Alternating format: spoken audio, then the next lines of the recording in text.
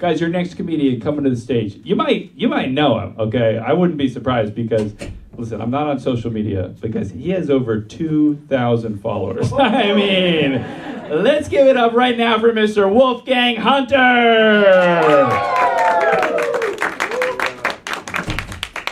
What's going on, guys? It's good to be here.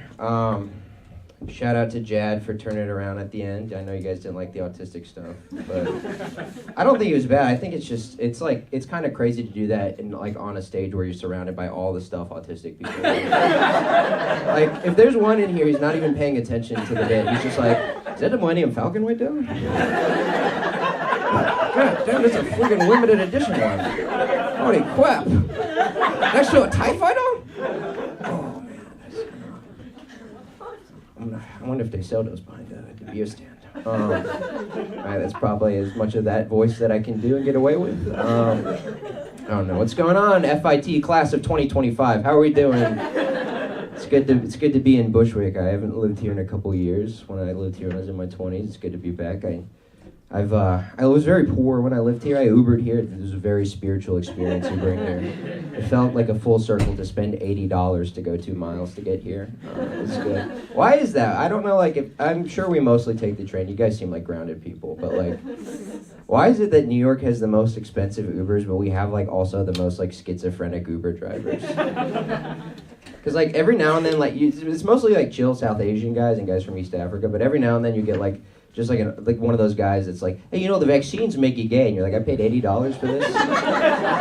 This is a bus stop conversation. How do I fucking pay for this? But you'll agree with those guys because they're behind the wheel and they can just kill you. You know? I don't know. I'll agree with they can say anything and I'll just pussy out and be like, yeah. Like, yeah, you know, the Holocaust isn't real. I'm like, yep, left up here.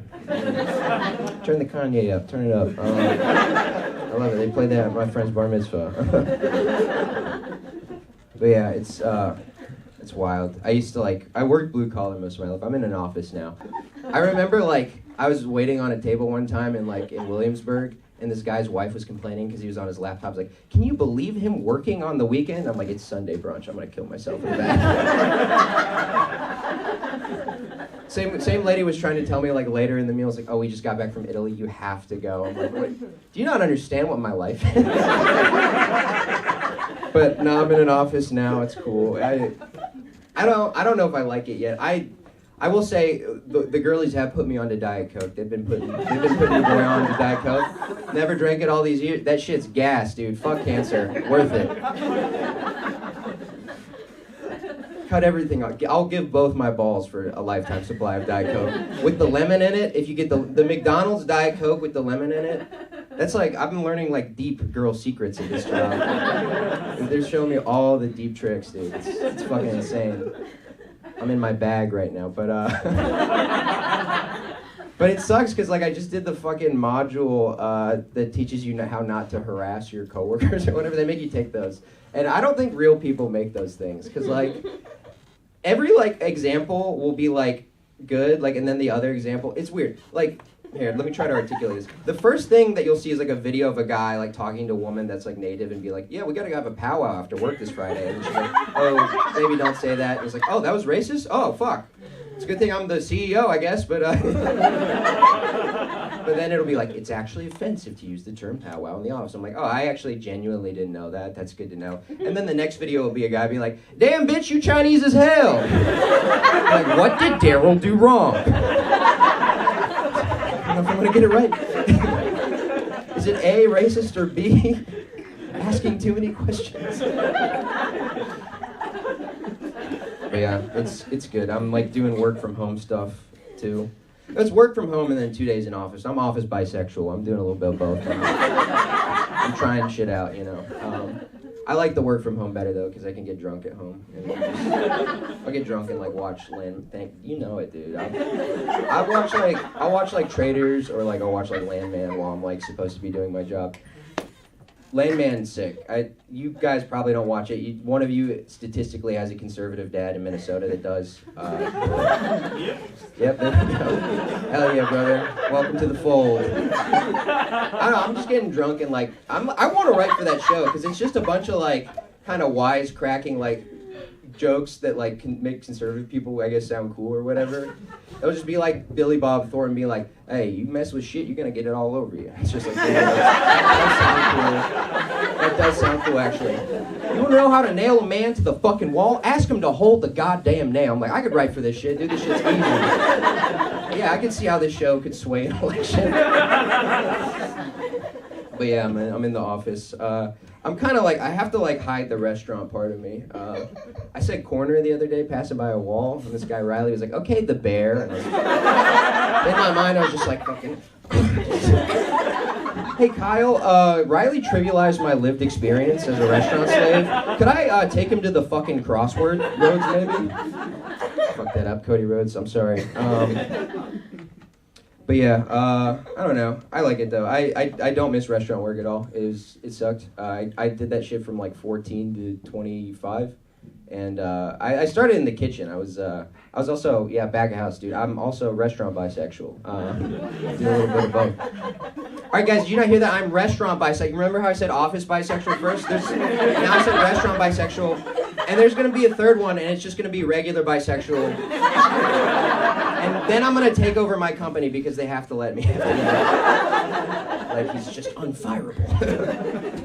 But yeah, fucking damn. What was that? Oh yeah, I don't know. I've lived in New York for a little while now, and like I'm the only really poor person in like my social circle. I'm kind of trying to climb. I'm hanging out with people that have like email jobs where they make $100,000 a year, or their dad is the CEO of breakfast. Like my dad invented Fruit Loops. I'm like, you can do that? What the hell? So they don't understand anything I have to say most of the time. It's crazy. I have like line cook brain. I just was raised by like, because all these guys are also like very left leaning. Like, yeah, we got to help the working class. It's like, have you met some of these guys? A lot of them are fucking racist. I worked in a kitchen with like, it was me, a bunch of Latino guys, and like a couple black guys, and they would like make fun of me for not saying the N-word. They'd be like, "Yeah, he's corny as hell. He doesn't say it." I'm like, what? Okay. So I just wouldn't talk at all. But they were cool though. They would bust my balls and give me life advice. I used to know this guy named Spoons. He's an older black gentleman, and I never figured out what his real name was. He would never tell it to me. If you're poor long enough, they just take away your name, I guess. I'd be like, "Spoons, what is your real name, man?" He's like, "I lost that shit a long time ago." And it's just like weird, because it's like he called himself a pussy Somali. He's like, "Yeah, I'm really actually a pussy Somali." And I was like, "How do you get that job?" He's like, "Well, it's really more of a lifestyle." I'm like, "Okay." I was like a very young, impressionable, like dorky kid, so I thought he was like the coolest guy I've ever met in my life. And you'd say cool shit. Like I remember I went through a breakup in high school, and he was like trying to give me advice, like, "Oh, Wolfgang, you always got to know, breakup coming when the pussy starts tasting different." And I was like, "Okay, when the pussy starts tasting different?" I started repeating that everywhere I went. Like my dad would be yelling at my mom, be like, "Dad, is the pussy tasting different lately? Is your marriage okay?" Like, don't talk about your fucking mom that way. I was like, "Well, actually, Spoon said I can talk however I want, and the white man's time is over, and you're Marcus bitch." I don't know. He's my boss. I don't know. I listen to what he says. Yeah, I don't know. Let's wrap this thing up with a bow. This isn't related to anything I've been talking about, but this is for the fellas. Much like most of this set, I guess. My girlfriend found my straight guy group chat today. It's DEFCON 1. Yeah, we're a lot of guys pretending like they don't know what I'm fucking talking about. Nobody has like a group with like 32 guys in on their phone called Gooners United. Just name? Nobody? Okay. For those of you that are playing dumb, every straight guy has like a dumb group with his like 5 to 32 of his dumbest friends, and they just like send each other stupid memes. And my girlfriend found it. She's like, "Oh, come on, you have an office job now. You're trying to make it entertainment. What if somebody screenshots some of these like things you guys are sending each other?" I was like, "I'm more embarrassed somebody screenshots our conversations. Like, what's worse, like me sending like the R word to my friend, or you seeing like me text you, a full-grown woman, like, 'Oh, I think I'm gonna be the widow spoon tonight.' Aren't we gonna be these otters in our next life? I think it's time for me to come out of booby jail, princess." Hers are evil though. Girls have very intelligent Machiavellian like strategic group chats. She has like an overarching group chat, and then she'll make like splinter cell group chats when a bitch pisses her off. Like, we're going to go to brunch and not invite Melissa. And then we're going to put it on Instagram. We'll call it Girl 9/11. All right, guys, that's going to do it for me.